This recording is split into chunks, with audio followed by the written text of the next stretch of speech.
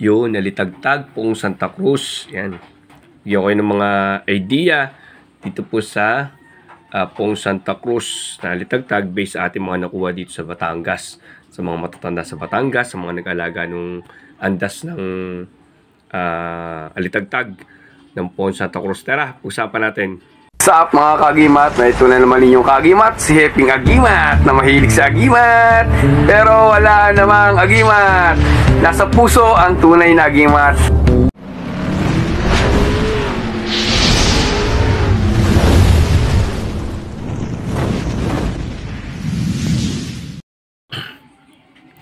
Yun mga agimat, no? Pag-usapan natin. Yung ganito kasi ay Santo Cristo.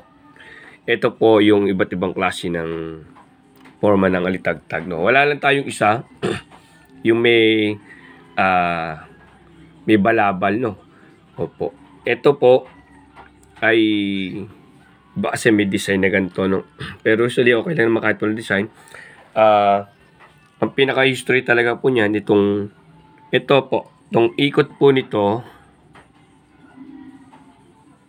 Opo, ang maganda po niyan to ikot ng ito, diba? Ilan ba to? Ayan. Ito po ang history po na mga napulot natin sa Batangas. Ito po ay 6. Pinakamaganda po ay 6 kasi iyan po sa original 1, 2, 3, 4, 5, 6. Yan, 6 po siya. Yan po yung history na pinaka-original po ng alitagtag po, no? Tapos ito po ang dulo po mga ganito po, iyan po ay nagkaroon po siya ng ganyan. Nung nakita po sa history sa taas po ng ay kawangis po ng bayabas. Kaya pupilog po siya na parang bayabas. Yung iba po niyan, ay yan, parang may ganito po siya. Kaya yan. Yan. Yan ang history po yan sa mga alitagtag pong Santa Cruz. Diyan may indri po, kailangan po indri. Yan. Yung pinaka-original po ng alitagtag po ay meron po siya dito na tinatawag natin na may parang balabal po siya, no? Pero yung po ay may meaning din po yung sa pong Santa Cruz alitagtag. Kasi po yung balabal po niya ay naka-letter M po yan, may meaning din po yan, no? Alamin pa natin yung mga ibang history po niyan.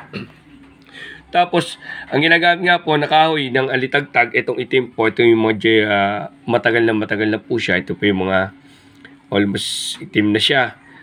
Tsaka ito po, mga original po yung mga kahoy po nito. Ito, mga naitago po ng mga matatanda pa ho ito sa pinagkuhanan ko. Ito po, nung kinabit po ay ako po mismo ang nanonood po. At merong mga sikreto po silang kinakabit dito na doon natin na lang ang tanong sa atin. Bago po gawin ito, may sikreto po silang ginagawa, no? Ang kahoy po gagamit dito, ang lumabas po sa history po talaga ng kahoy nito ay kawangis po ng anubing na marami po sa Batangas sa alitagtag po, no? Ang po niya ay kawangis ng anubing. Opo, sa history po ng mga testingan po, ang anubing isa sa history napakagaling po talaga sa kahoy, sa gamutan, sa mga bala, no? Iba't ibang gamit po sa kanya, no? Ngayon po mga kagimat, dito po sa history natin ng ating mga litagtag po, no? Pagka po may imahe na po dito sa amin sa Batangas po, pag may imahe na pong ganito ay hindi na po namin pinapatesting.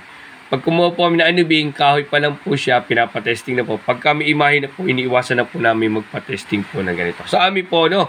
Sa ibang mga nagpapatesting, okay lang naman po yan. Kung ano nyo po. Ito po ay anubing po ito. Buo po ito. Ito po, Santo Cristo, personal ko pong kwentas po ito ng Team Happy Agimat. Buo po yan. Buo siyang ukit ng